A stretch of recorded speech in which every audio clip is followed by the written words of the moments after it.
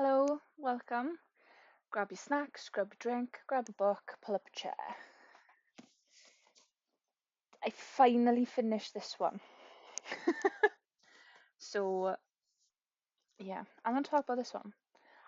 This is going to be a long-winded intro. It's the first video.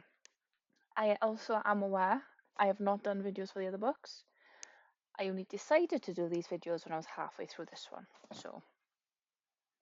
So Heir, it is the third book in the order I am reading it. So I am reading this series in the romantic order. So for those of you who don't know, the romantic order, the only difference is that the Assassin's Blade book is fourth after this one instead of being first. The Tower of Dawn and Empire of Storms books are the other way around, depending on which way you read it. But I am going to do a tandem read, so that's completely irrelevant for me. I am not emotionally prepared for this series at all. Before I talk anymore, these are not your generic review videos. This is more of an online digital book club where I'm going to share my thoughts and feelings. You can share yours in the comments. You can rage at the screen with me if you want. But I'm going to actually be talking about the book. So if you haven't read it and you don't want any spoilers at all, come back when you're done. So straight up, reading this, first thought, Rowan is an arrogant ass and completely full of himself. There was no other way to perceive him because of his demeanor and the character he was putting across of don't talk to me. I'm not interested in you. You are a task that I need to complete. And that was it. But I did love that it was slowly melting away. The more that he got to know her, the more that he showed himself. So it was nice to see the slow transition rather than being, I'm going to be friend now. Because I've noticed a lot of books will do that. One minute they hate you, the next minute you're best friends. And it's kind of like, oh, well, what changed overnight? Whereas you can actually see his you can kind of see the thought process of, oh, she has a lot of trauma. She's not lashing out at me because she's a girl, she's a child, and she thinks she's too good for this. She's lashing out because I'm triggering these memories. From what he said as well, I think he has a lot of walls built up because of his past with his past mate and things. So he's got a lot of layers. He's got a lot to unravel. And the fact that he was a prince floored me. I don't know why, but as soon as I read that he was a prince, it just shocked me to my core. Prince? Okay. Speaking of character impressions, Maeve? No. Hated her from the second I met her till the end of the book. And I don't think my opinion's going to change.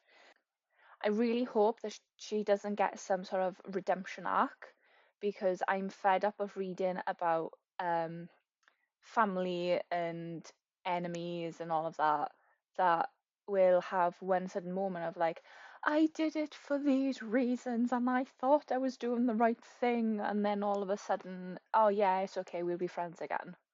Like, no. Because let's look at the facts. She wanted the word keys so she could have power for whatever reason we don't actually know yet. She killed her lover for them and then went after her entire family for generations, trying to make sure nobody had the power and abilities to overthrow her. Because she knew she messed up. She also built an entire kingdom out of stone, specifically because she knew the person who could overthrow her would have fire abilities. You can't burn stone. Well, you probably could if you really, really tried to. You'd only touch the surface. So she knew she messed up from the very beginning. And I think this is why she did the whole mortality thing, because she was hoping that, I think she was hoping that whoever gained the ability, it would take them too long to master it to actually be able to use it against her. So making the family bloodlines mortal, it wouldn't give them enough time to build up that power and access it to its full potential. But that's where she's wrong, because I really think that Selena's gonna be badass warrior queen. She put an entire kingdom on fire, didn't burn any of it, just lit it on fire just to prove a point. I like when she was doing the training with Rowan, and he was saying you can use it as a sword, you can use it as a shield, you can like manifest it in whatever way you want. I didn't realize she would have that much control over how it was presented and how it was being used. Literally just for display. Wouldn't that be called like cold fire? What do you call that? Fire that has no heat and doesn't burn anything. It is literally just there for display, for show. What would you even call that? Is cold fire a thing? Is that why it's blue? Because it's cold fire and it don't burn anything. Eh. I have one really, really random question for you. Okay. Is there such a thing as cold fire? Cold fire. Yeah, like it looks like normal fire, but it doesn't burn anything. Um.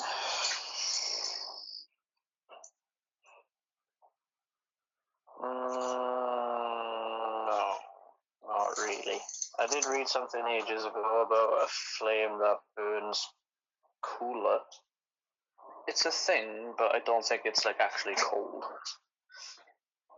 Cold fire. I thought I'd get more sense out of you than Google. You probably are better at Googling it than asking me. Okay. I don't know where I've got that term from then. I've come up with it from somewhere and I've just made things up in my head. I've always got a source of information that I can rely on to go. Right. The biggest bone I have to pick up is the chapters with Manon and the Iron Teeth Witches. I don't know about anyone else, but I just found them like filler chapters. They bored me. I understand that it's a whole thing of like, to understand something further along in the story, you need the backstory, you need the information. But those chapters just felt like they were bitching at each other. It just felt like a chapter full of arguments. If she wasn't arguing with the other clans, she was arguing with her grandmother. If she wasn't arguing with her grandmother, she was arguing with Abraxos. There was just somebody she seemed to be having disagreements with. And now there's this whole thing of they're not meant to have a heart, they're not meant to have a soul, they're not meant to care. They're born without them. But now that during the games, she decided to save a witch from a different clan, it almost seems as if she's being seen as going soft. But sometimes the more tactical and strategic route is to save someone so you keep your men and you keep your numbers. Like, I know she'd lost her wyvern, but at the end of the day, there's a lot of them there. She could probably find a new one. Saying that, they do seem to be bonding with them. Very similar concept to what was going on in Fourth Wing, with the whole thing of like, I know what you're thinking, I know how you're feeling, and we feel broken because you're gone. Granted, in Fourth Wing, I won't say that because I don't know if you've read it or not, and I'm not spoiling a different book because I'm having this rant. But if you've read it, you know. Right, so going back to Selena and Rowan. Um, the one thing I can't figure out is they have this whole thing throughout saying how any fae that were left in a Adarlan when like the magic was gone, they were trapped in their animal forms. So what I can't work out is if they were in their animal form at the time and got trapped, or if because the magic was gone, they couldn't control the shift and were forced into their animal form. That question also leads into another question of Selena's forms. So she's referenced before that her human form is considered an animal because humans are animals and blah blah blah. So my question is, which is her true form? Is she a human demi-fae that can shift into full fae, or is the fae form her real form but she can shift into a human to kind of blend in like the others do as animals, but just very much more convincingly? Because if they're saying how all the fae are trapped in their animal forms, then that would explain why Selena has Selena has been human. And it would also add to that separation of her persona. So it's like Elaine, not Elaine. Elaine is fae, Selena is human. Elaine's a queen, Selena is the assassin, and so on and so on. But which is her, like, what is her true form? Because when she went through the portal, she automatically shifted into fae to make out as if, like, her fae form is her true form. But if that is the case and that is her true form, surely when she went to Wendelin, she would have automatically shifted straight into fae because the magic is suppressing them into their animal form. But the entire time in Wendelin, she was in her human form until she could master controlling the shift into fae to then become fae again. So I can't work out which way it's meant to be. Does she shift into fae or does she shift into human? Like, which is the animal form? In my mind, because she was suppressing her abilities and suppressing the acknowledgement that she is fae, she is Aelin, she was suppressing herself down into her animal form. So then when she gained control, she accepted who she was and what's going on and what she is. She fully accepted the fae part of herself and fully transitioned back into fae. So the entire time that she's there, she's using her ability, she's in her fae form to me. So now that she's going back to a Darlan, she's automatically going to go back into the human form because they're all being suppressed into their animal forms. That's how it's coming across anyway. That it seems as if the lack of magic is suppressing them into their animal forms rather than because they were in their animal form, they've been trapped in it because there's no magic for them to shift back. Another thing I still don't quite understand is during all the little conversations, all the little story times and things like that in the kitchens with Emrys, Malachi, and Luca, Luca turns around and says something about Maeve liking to collect people with special abilities and things, but that's just very quickly brushed over. What does she collect? Does she collect objects and items? Does she collect people? Does she collect creatures? Like, in what sense does she collect them? Like, does she just bring them to her court and makes them part of her court? Does she keep them captive, use them as tools, do blood oaths? Like, how, what's going on with that? That's not a piece of information you just brush over. I feel like there needs to be more to that. Speaking of Emrys, I absolutely love him and his character. He's just a whole adorable. In my head, he's like a really short man, and old. I don't mean this in to come across in any offensive way, but oh my god, he's just a perfect little gay Grandpa Emrys. And I absolutely love his character. I know he's not a massively important character to like the main story, but he's just such a sweet side character. The way that he cares so much about Selena, and the way that he keeps putting Rowan in his place. Like when she had her whole outburst and just completely told them, I don't care about you, don't care about your lives, leave me alone, stop talking to me, and stormed off. Rowan came down and he was like, what did you do? Fix it. And just put him straight in his place. He doesn't seem to care about titles and who's more superior. It's just, you hurt her, you go fix it. And I love that. And I love that he's the storyteller as well. I really love the scenes where it's just him sat in front of the fire with everybody swarming him. It's almost as if he is the grandpa, and all the kids and the grandkids are all coming round because grandpa's telling a story, and it's just a really nice feeling reading those chapters. Strangely enough, it did give a nostalgic feeling reading those chapters, reminding me of my own grandmother, which is why I'm so set on him being Grandpa Emrys and him being this little old man. He might be a 6 foot man. He's a demi-fae at the end of the day. He might be 6 foot, he might be 5 foot. Either way, he's a Grandpa Emrys to me.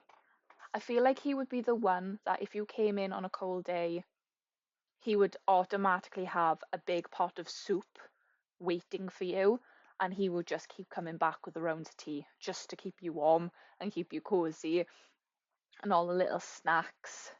He's the kind of grandparent that if you go there for say half an hour, he's already offered you about 6 different snacks out of the cupboard. I love when you get characters that you can really visualize them, and you can kind of see what they would be like outside of the story as an actual person. I feel like if you can do that with a character, you've written them perfectly. One thing that is not written perfectly is the creepy ass creatures in the barrows. I did not like that one bit. She's literally wandering an empty field by herself with no weapons to see if she can make it to the other side, and now all of a sudden there's some creepy man there that's turned everything into darkness. This, whatever it is breathing down her neck, just like, come here. No. It just gave me creepy stalker vibes, the way he was like breathing down her neck and grabbing hold of her from behind, and just the little whispers in the ear, just like, no, back away, leave the book, go somewhere, be somewhere else. I did not like that. And oh, it's giving me goosebumps thinking about it because it was just so unsettling the entire time. Just picturing this Slender Man type elongated black creature just breathing down her neck.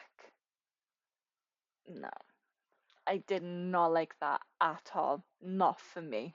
Didn't that creature though turn out to be one of the Valg princes? I originally thought it was like the skinwalker things that Rowan had been saying about, but so much worse.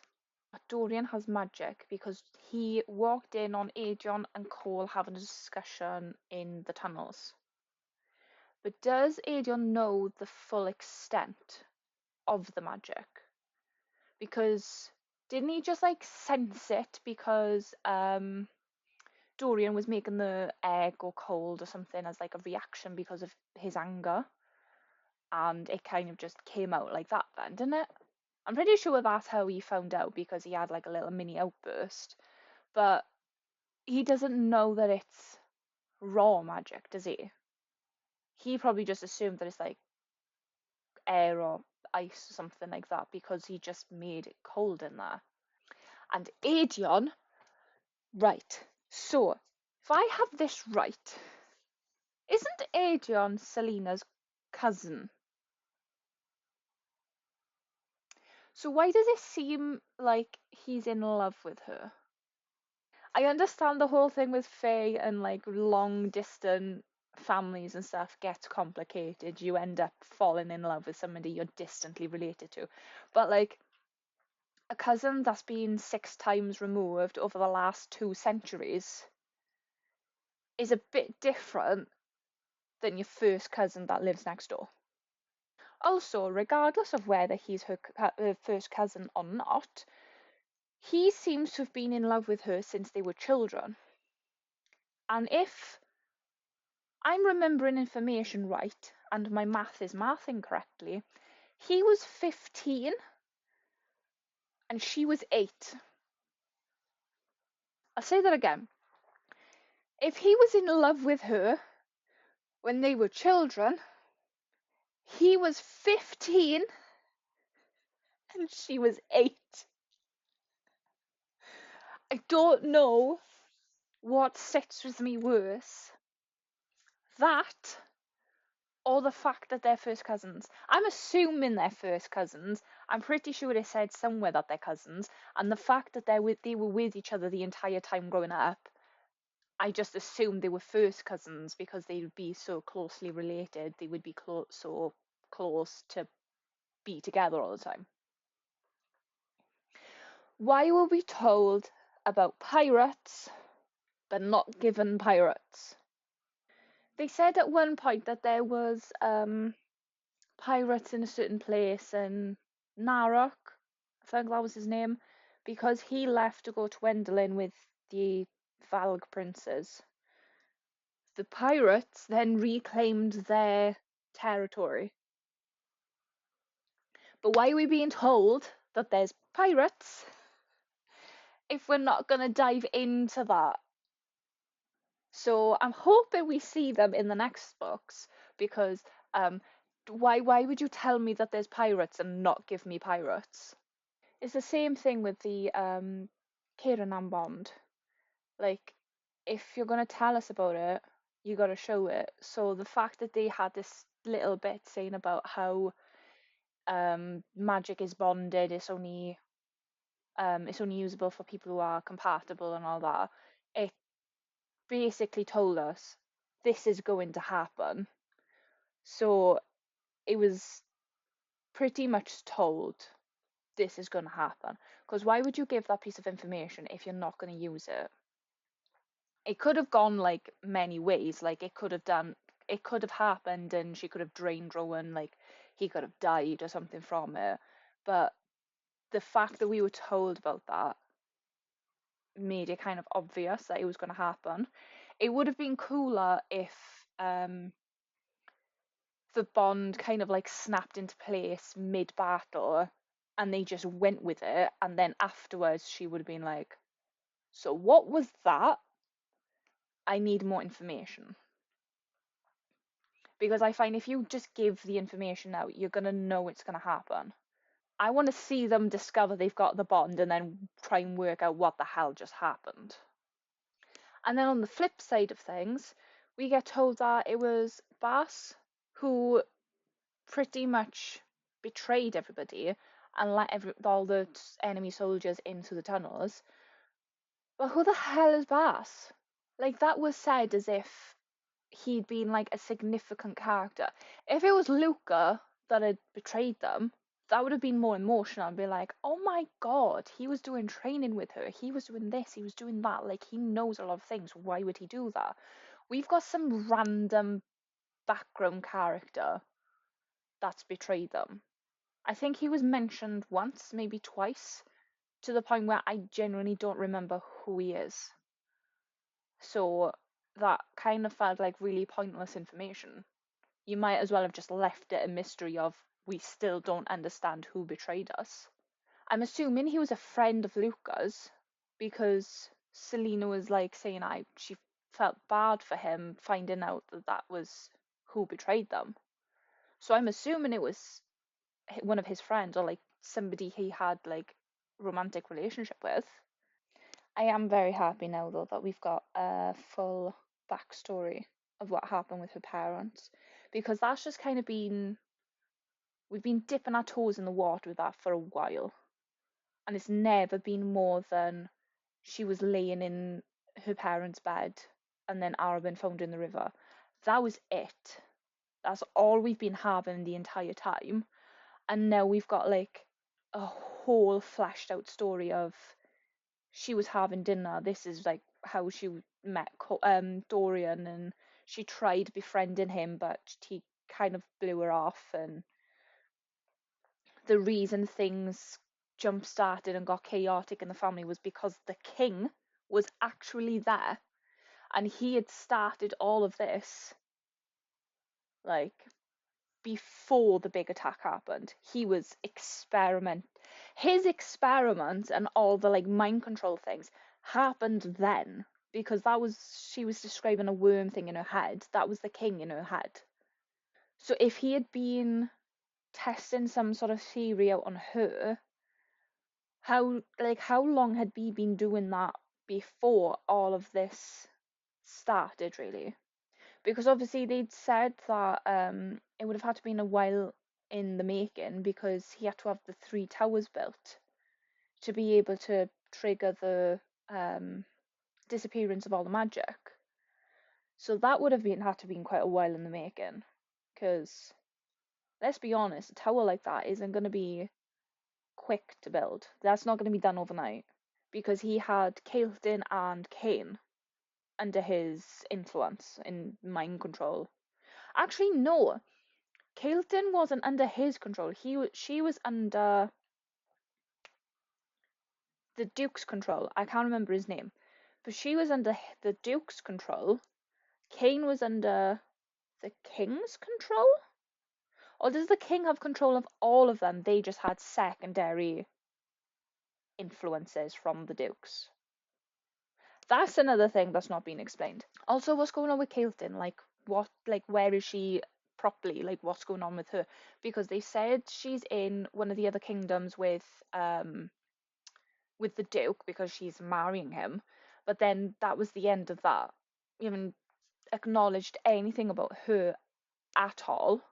And the fact that Maeve has told Selena that if he has all three of the word keys, he's not going to need like actual live people. He's not going to need living bodies. He can use the dead.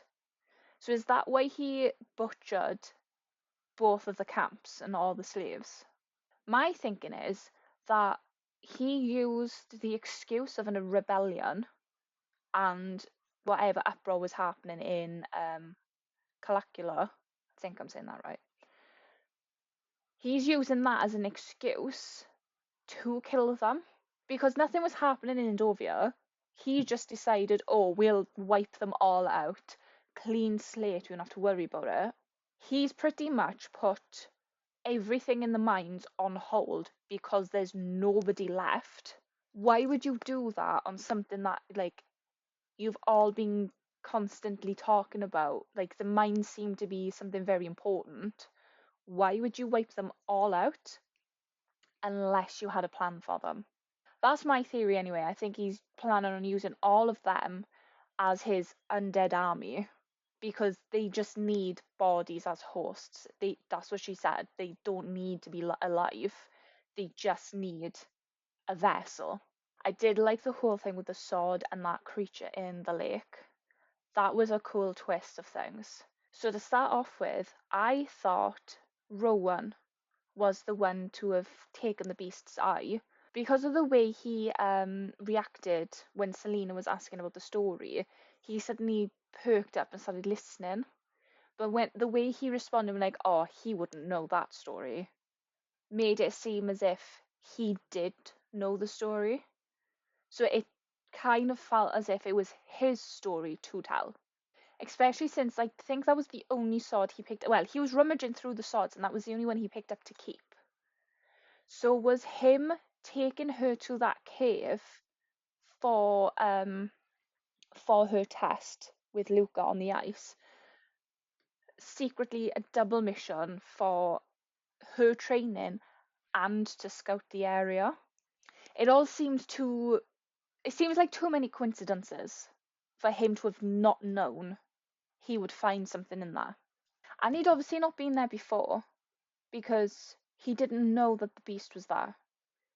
If he had known that that beast was there, he would have been there before, so he wouldn't have been rummaging, which then threw me back off the idea of it was him that had done it, because why would you go back to a cave you've already been to, knowing that there's a beast there, and then pretend that you didn't know the beast was there? So that it seemed to clash, but I was like, who else would it be? It seems too obvious for it to not be Rowan. And then Selena threw a knowledge bomb and kind of just blew it all up and said, well, it's his sword. He hid it. No, it was your lover's sword. My ancestor hid it because you are the way you are and nobody trusted you. Rowan must have known what it was, though. For him to give her the ring and say, you'll like try and find a use for it, thinking that it would have been a bargaining chip further down the line, he must have known what it was. Either he knew what it was to find it, or he knew what it was when he found it. Like he recognized the family crest or seal, whatever it was. He must have recognized something about it to know that it would work. Granted, he didn't know what she would bargain for. He thought she would bargain for herself, but he must have known to have given it to her. The other thing that's confusing me is towards the end of the book, there was a chapter that was essentially just the one page, it was just one paragraph for some random guy. Like, it didn't even explain who he was or where he'd come from. It didn't give a name, there was no speech, nothing. It was just some guy walking. He had a dagger, or I think it was a dagger or a short sword or something, admired it, and then threw it away. And then it said about how he's an oath breaker, a traitor, and a liar. The only people I can think of that would have been coming, I think it was a tavern or something that they were coming out of, some sort of building like that. From the vibe and what it was saying, I'm assuming that's what it was. The only people I can think of that would have come out of a place like that is Adrian, who is in the dungeons, Cole, who is currently running for his life with Fleetfoot. I love that he went back for the dog. Possibly Ren and his grandfather, but neither of them neither of them are there because Cole has gone to get Ren to run, and his grandfather is currently away anyway, spreading the news that Aelin is alive. And if they're recognised as a traitor, or it doesn't say, oh, it doesn't say who they're a traitor to. It just says that they're recognised as a traitor and an oath breaker. Now, the only person we've had oaths with is Maeve, and we very much know that if the king of Adalan deems somebody as a traitor, they're killed. So it can't be a traitor of Adalan. It could potentially be a traitor of Maeve, possibly Wendlin, but there's no substantial information to it. It's just a really random page in the middle of some random person. So I am now editing about a week after I've recorded this, so I have no idea what's been missed because from that last clip to the very, very end has no audio. Some reason, somehow, I have no idea. So I can't recover it, I can't fix it. The only thing I think that was in that missing piece is my Arcta and Tog connection theories and crossovers. But if there's going to be more crossovers, I'll cover it then. Otherwise, I'll just collect it all and put it all together for the very end. I hope I didn't bore you too much with the rambling and the venting and all the confusion. The next book will be Assassin's Blade, because like I said at the start of the order that I'm reading it in. So that's going to be the next book.